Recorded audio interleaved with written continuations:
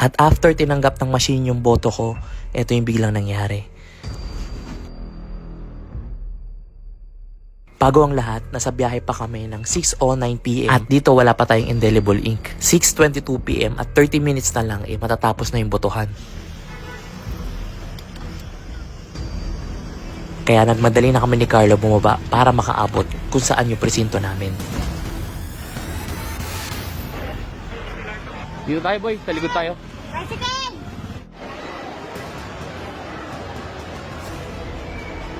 At dito, buti na lang hindi na namin kailangan maghanap ng presinto kasi may mag-a-assist sa amin kung saan yung presinto namin. 6:26 PM, syempre selfie muna tayo, update muna tayo sa nangyayari.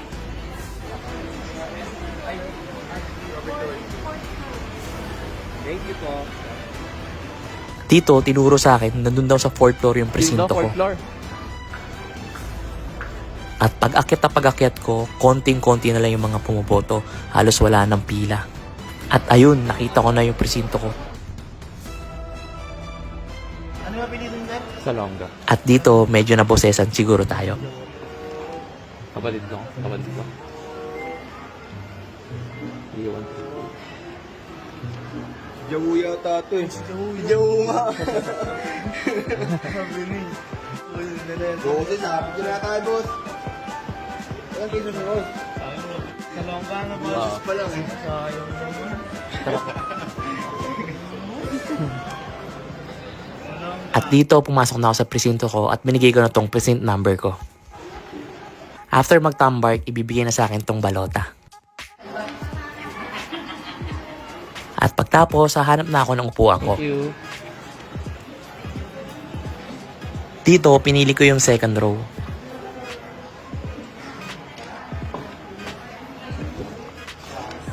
At syempre, dito sa part na to, bawal na ipakita kung sino yung boboto mo. Kaya naman, bumuboto na tayo. At after ko boboto, 6:39 PM na. At habang ipapasok ko na yung balota ko, eto yung nangyari.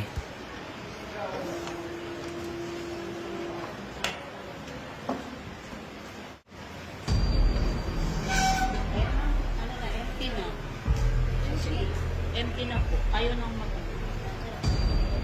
At ilang minuto lang ay nagawa naman agad nila. Kaya saludo po sa inyong lahat ng mga nandito. Ganito lang po. Talagay lang po dito.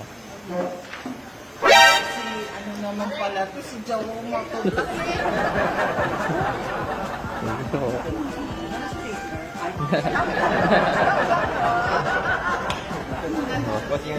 Thank you po.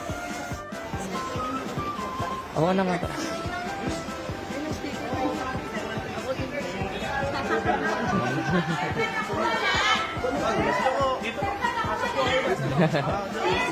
Bigyan mo lang sila, bigyan mo sila ha.